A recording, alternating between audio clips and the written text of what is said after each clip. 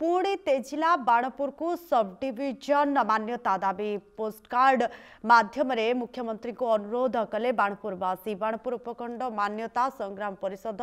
डाकरारे आदिवासी बहुल दामिया बरबरा पंचायत विरिजाई मंदिर पुणी आरंभ है बाणपुर राजस्व उपखंड मान्यता दाबी। संग्राम परिषद अभिनव प्रक्रिया पोस्टकार्ड अभियान कार्यक्रम नीलाद्री प्रसाद एवं दामिया बरबरा पंचायतर बाणपुर अंचल रे बहु समाजसेवी बुद्धिजीवी युव संगठनिक वकिल अवसरप्राप्त शिक्षक अध्यापक पत्रकार व्यवसायी एवं जो माने रही बहु आदिवासी भाई भौणी माने प्रथम एकाठी होते तेबे एवं माँ विरजाई मंदिर में पूजार्चना पर सब डिविजन मान्यता दाबी मुख्यमंत्री मोहन चरण माझी राजस्व मंत्री सुरेश पुजारी और स्थानीय विधायक तथा मंत्री पृथ्वीराज हरिचंदन को अवगति और विहित पदक्षेप निमंते लेखा अभियान आरंभ करते। वर्तमान सरकार लोकों सरकार होइतिबारु विशेषकर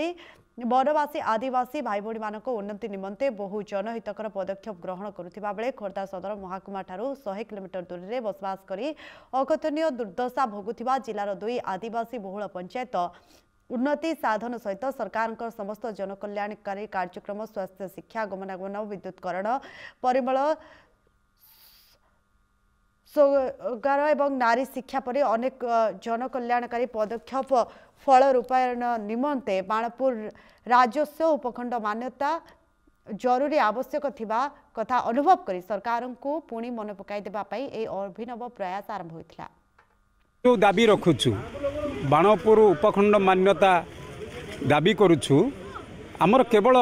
यही आदिवासी अध्युषित 2 पंचायत दामिया बरबरा और नीलाद्री प्रसाद ए 2 पंचायत रे जो बसवास करुवा आदिवासी भाई भौणी माने खोर्धा सब डिविजन को जाई तांकर प्रत्येक सरकारी कार्य हासिल करी फेरिबा बहु कष्टसाध्य होउछि। तेणु जदि हाथ पांतारे बाणपुर रे सब डिविजन ऑफिस कार्यालय समस्त प्रकार खोला जाता ताहले से माने अति पाखरे सरकारी सुविधा सुजोग पाते एटी सब स्वास्थ्य शिक्षा गमनागमन जल सब सब प्रकार सुविधा से माने पाते। केवल से आज गोटे स्वतंत्र दिवस रे आमे माने स्थिर कलु जे जो पंचायत रु भारत वर्षर प्रथम स्वाधीनता संग्राम स्वर उठी एटी 1817 रे से माटी बाणपुर राजस्व उपखंड मान्यता दाबी पोस्टकार्ड माध्यम आज उठू ताहाको रक्षा करिबा पाई आज जो बंधु माने बाणपुर उपखंड मान्यता संग्राम परिषद रो समस्त बंधु माने तांको प्रचेष्टा फल रे आम मान को डाकी आमे माने समस्ते जेहेतु आमे समस्ते बाणपुरिया आमे दीर्घ 50 वर्ष धरी आमर स्वाभिमान पाई आमे लड़ाई करूछु। सेहि पाई आज ठारू सरकार को चेते देबा पाई यही पोस्टकार्ड माध्यम अनुरोध पूर्वक लिखि जणाई आम समस्ते ये एकाठी होइछु। निश्चित रिटायर करिछि मो बाणपुर घर गोपालपुर मो बाणपुरिया भाव में ये आज पिलामानंकर जो संग्राम समिति डाकरा देइतला सेतरे निजे स्वतःप्रत भाव में एठिके आसीछि एइथिपाई जे मु निजे अनुभव करुछि मो पिला दिनु जे बाणपुर गोटे एते उच्चर समस्त सुविधा समस्त सुजोग थाई आमे उपखंडर मान्यता पाई पारु नाहु। मोर शिक्षक माने मध्य एथिपाई यथेष्ट संग्राम करिसंती जेतेबेले आमे स्कूल ले पाठ पढुतलु सेतेबेले संग्राम आरंभ होई सारिछि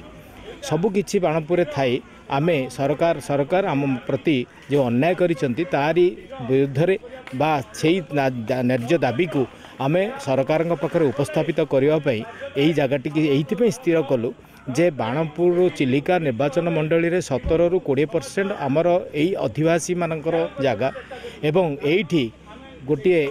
एमिति अंचल जो अंचल आमे वनजात खनिज द्रव्य जो माने एठी रहिचंती एठी महात्मा गांधी ठारू आरंभ करी आज पर्यंत समस्ते एमानक ना नहीं एमानकर सुविधा असुविधा नहीं कि समस्ते कहउचंती किंतु सेमानकर सुविधा पाई कौन करा जिवो तार केबे व्यवस्था करा जिवार आमे अनुभव करूनु। मु भावुची जदि बाणपुर आमर उपखंडर मान्यता पाइब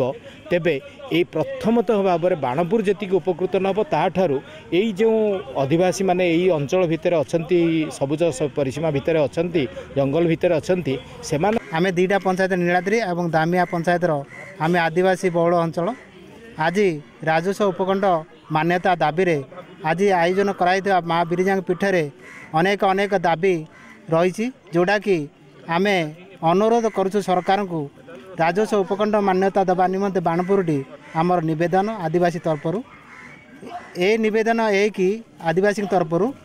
मोहन माझी की आम अनुरोध करुछु जेहेतु से जड़े आदिवासी आमर मंत्री मुख्यमंत्री अटंती तेणु निश्चित भाव में आम दाबी पूरण करेंगे एपाई आम निवेदन करुछु जे आम आदिवासी अंचल लोक खोर्धा जाइकी आमर समस्या थिबा विषय को आम उपस्थापन करि पारना।